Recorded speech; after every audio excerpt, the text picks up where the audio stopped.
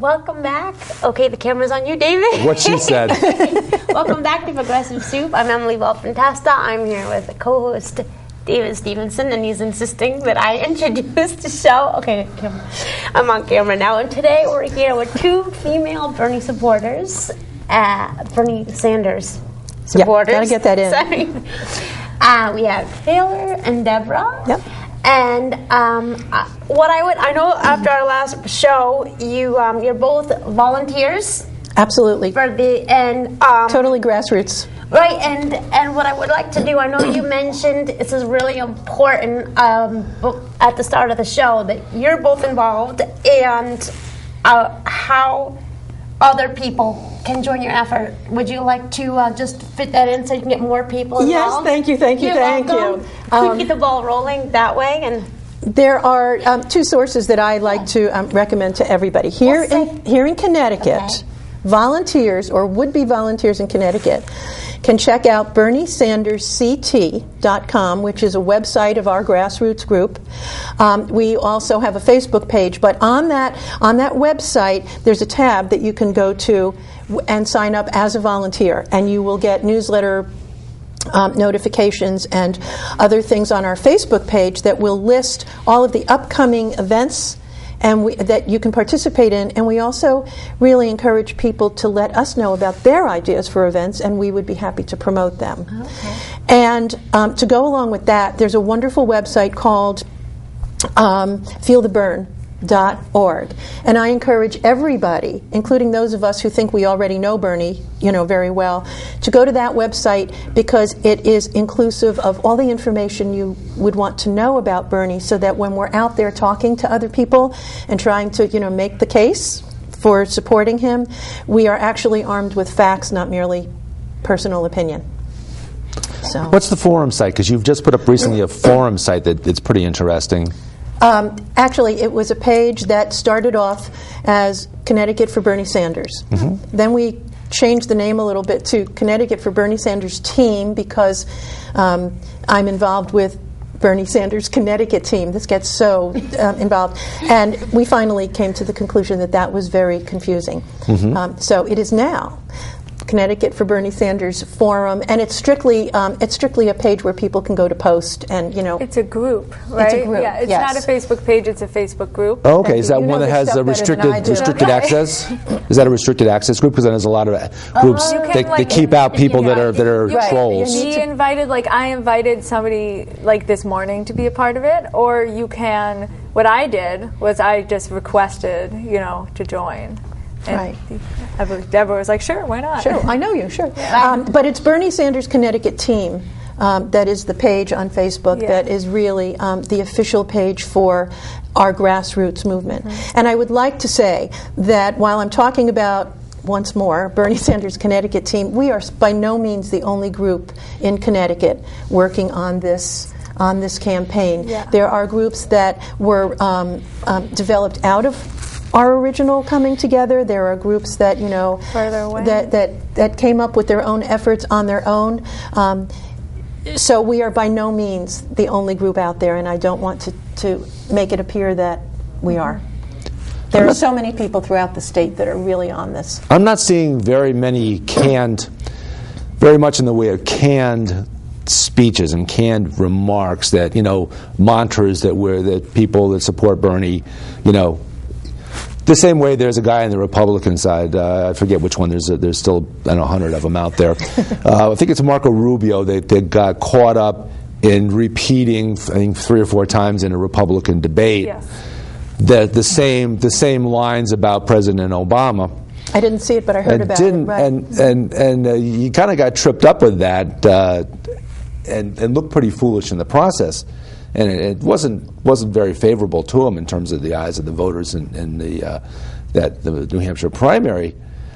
But I don't hear any of that canned kind of stuff. I mean, you talk to 100 different Bernie people, and we've had Emily, about 10 different people on, maybe about 10 different volunteers on, and everybody's got a different perspective, different things that are most important to them, different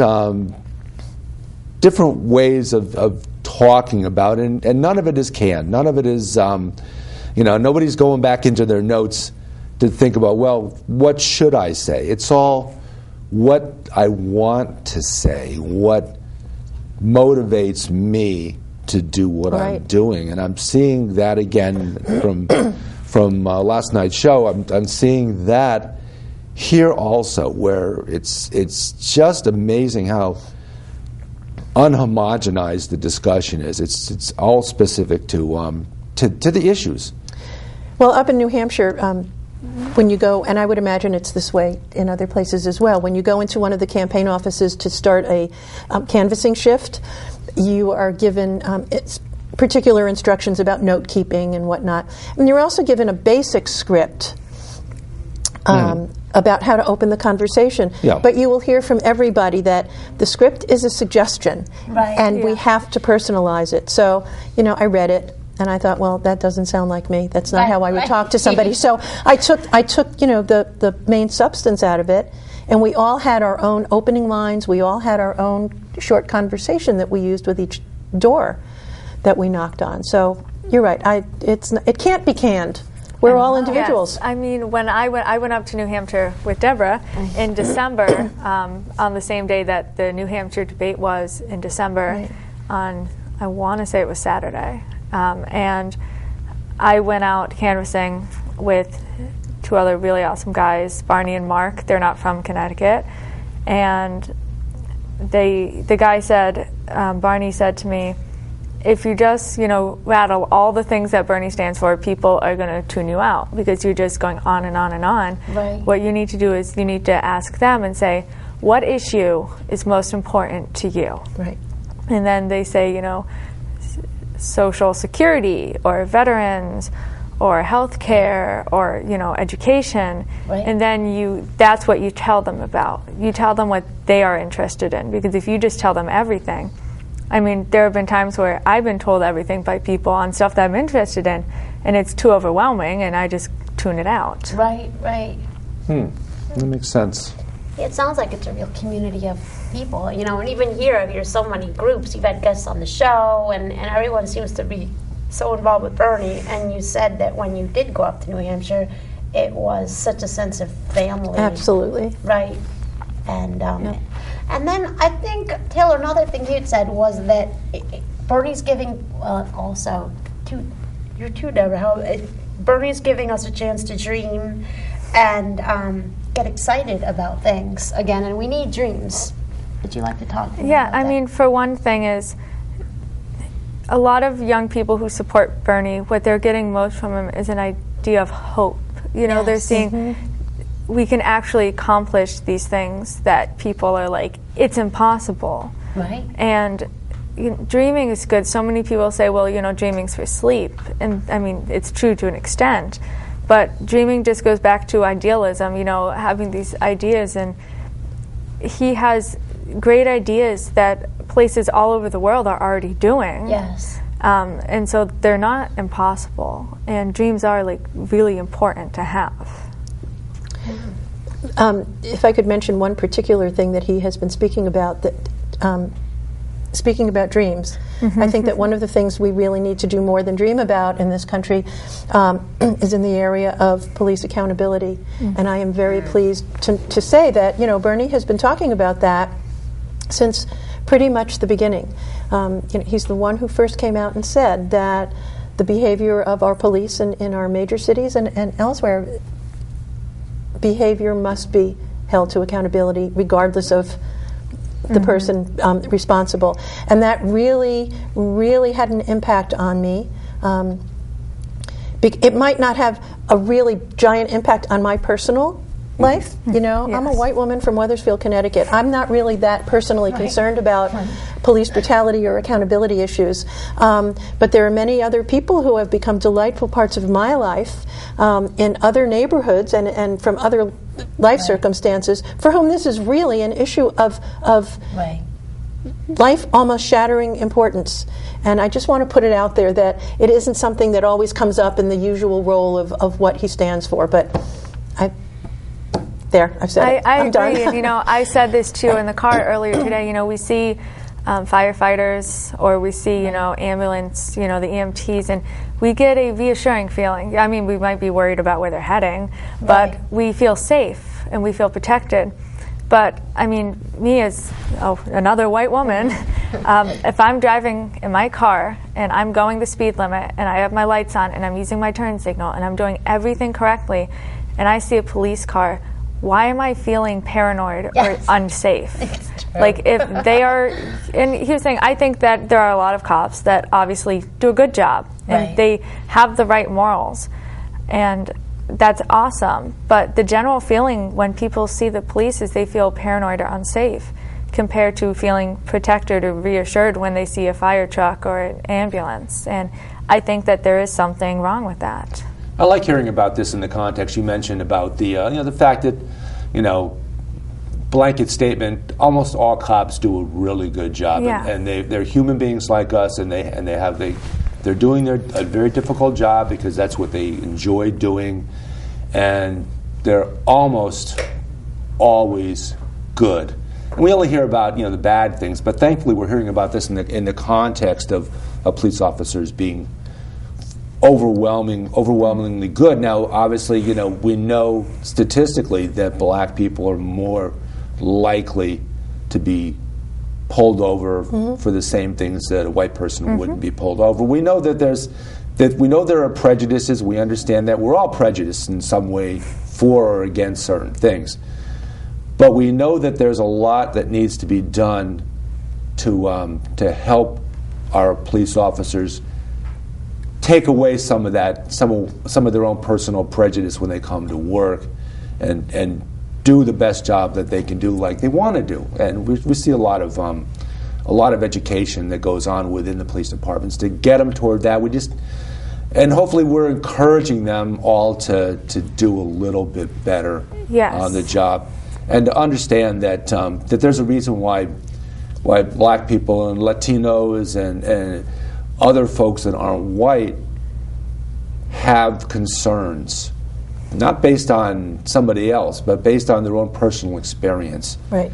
And I think, Bernie's talked about, and this is a good libertarian issue also, about getting police officers out from inside these armored vehicle type of settings and out into the community, on foot, on bicycle, and interacting with people, because you always have better relations between any group and any other group, in this case police officers in the community, if there's face-to-face discussion. Right. Yes. And he also talks about the police force in any particular location reflecting that particular community. Always a good thing.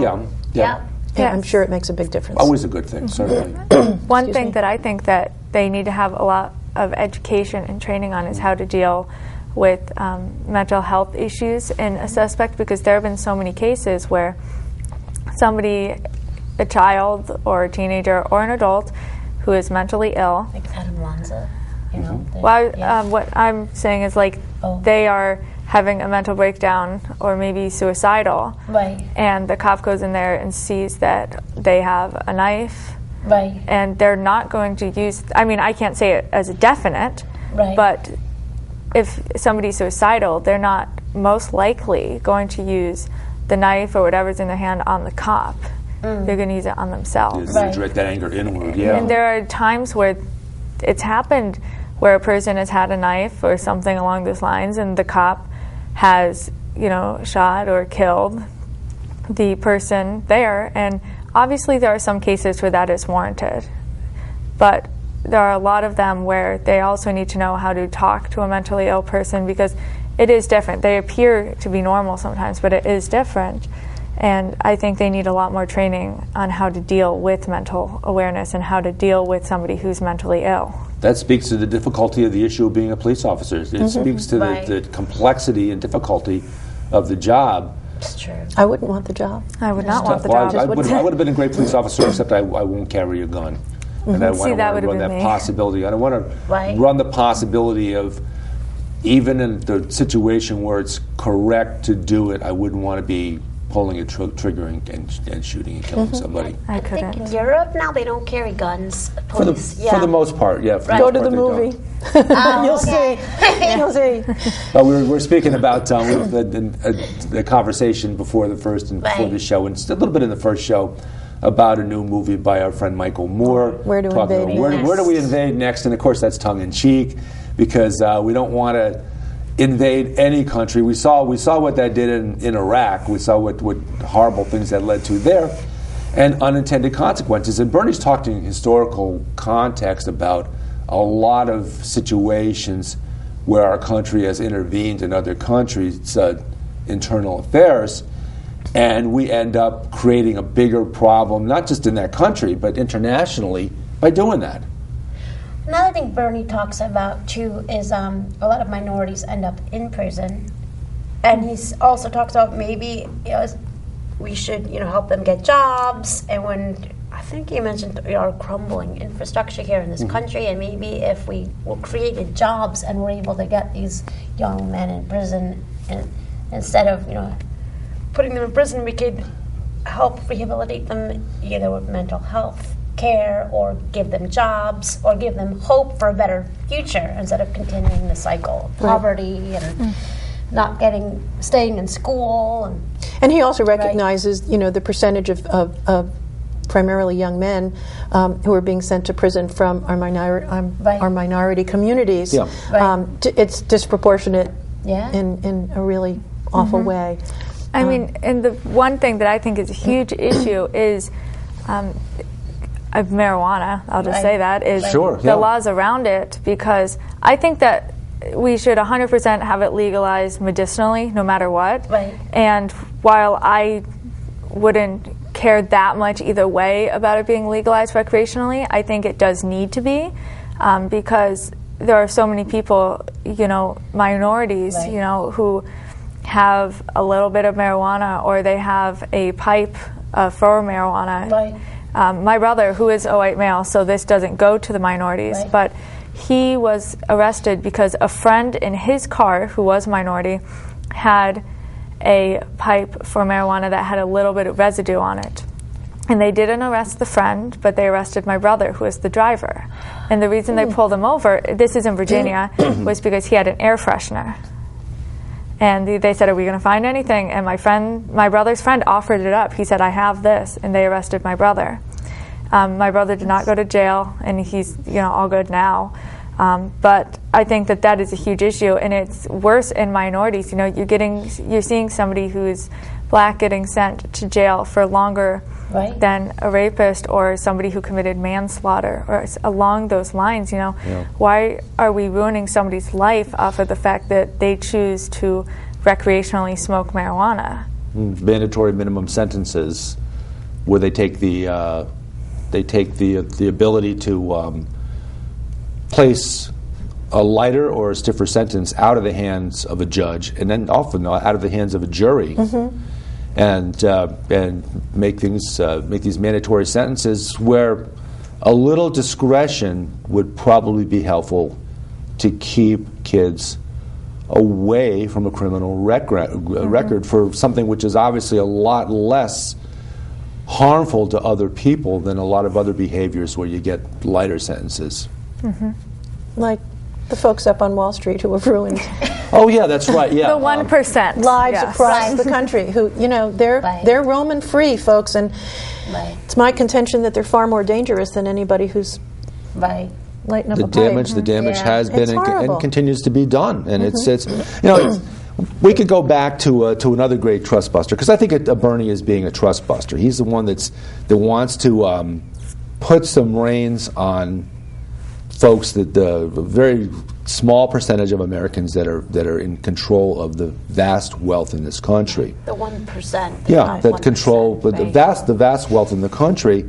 And back in the day, before my time, by the way, Teddy Roosevelt, another great trust buster. Taft was also was cut out of that cloth also, but Teddy Roosevelt, one of my favorite presidents, happened to be a Republican back in the days when Republicans were, in a lot of ways, generically the better party, which is a long time ago now. But Teddy Roosevelt did a great job of standing up against folks that were very powerful, and he used what he called the bully pulpit to orate and speechify for the rest of us and against. That needs to be done again, and why not? Why the heck not? Why shouldn't we have somebody stand up like Bernie? Well, I would say we do have somebody doing that for us now. Named Bernie Sanders. He's just not president yet. Yeah. Right. Not yet. But we're on our way. Yeah, maybe this top 1% on Wall Street, I mean, you bring out these socialists. We were talking about that before. You know, people are afraid of the word socialism, and they think it's communism, which has this negative connotation. And maybe if people really understood what it meant, and maybe the top 1% are threatened by being, you know, having to pay more taxes, or somehow they're afraid of what socialism means. We just have to educate the public. Yeah. Yes. You know. I mean, a guy, I believe a spokesperson from Goldman Sachs, made a comment that said Bernie Sanders is dangerous. And you know what? He is for them. Right. And one of my favorite things is during the debate, Hillary said, the people are going to like me, Wall Street's going to like me. She said, everybody can like me. And then one of the moderators said to Bernie, is Wall Street going to like you? And I forget his exact words. Something like, absolutely but he not. was like, no, they aren't going to like me. And that's something I like about him, because you can't both have Wall Street like you and have the American people like you, because it's very difficult. It's a fine line to walk. I think you can, though. I think you can because, again, beckoning back to when Eisenhower was president and the wealthy paid a lot higher share of taxes, higher percentage of taxes.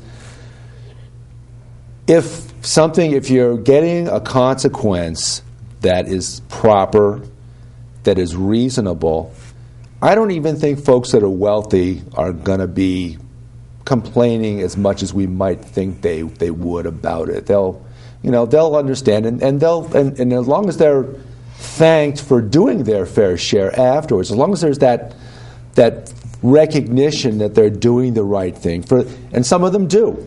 There are employers out there that pay a very good wage, that allow, by giving a good wage, allow people to buy reasonable products for themselves. In the old days of Ford Motor Corporation, where Henry Ford, although Henry Ford had some problems with bringing police officers in and beating up people on occasion, but at least he understood that his employees should earn enough money to be able to buy a Ford. Right.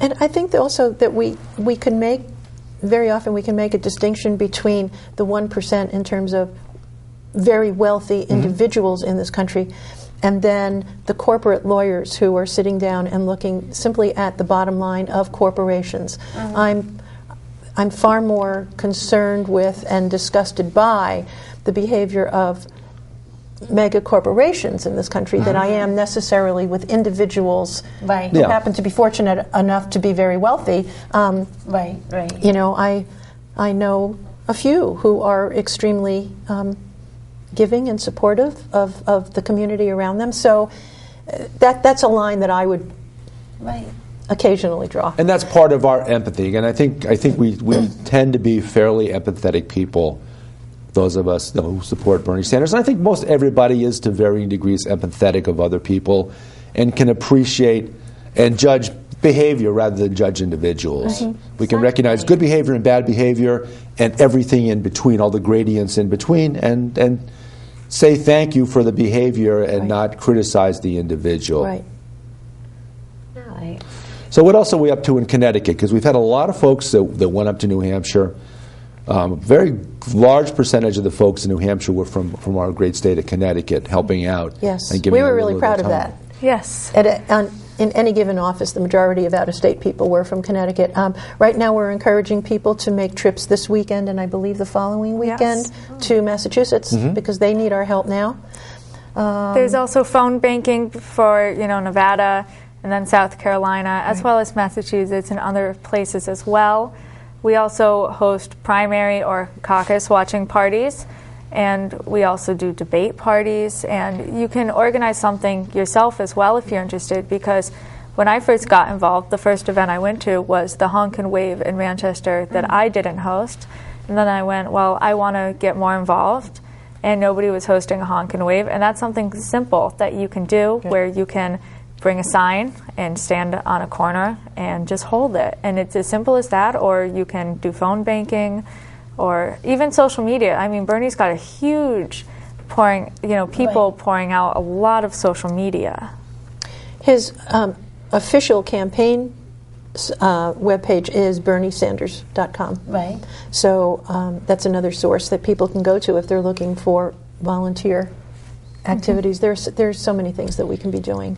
Yeah, an opportunity to learn, an opportunity to interact, because I'm not afraid of people coming to an event where I'm at and saying, I like Hillary Clinton. I think Hillary Clinton's a better candidate, because that gives us an opportunity to carry on a discussion. I don't care if somebody comes to an event and says, I kind of like that guy that's going to make, in his words, make America great again, as if America isn't a great country anyway.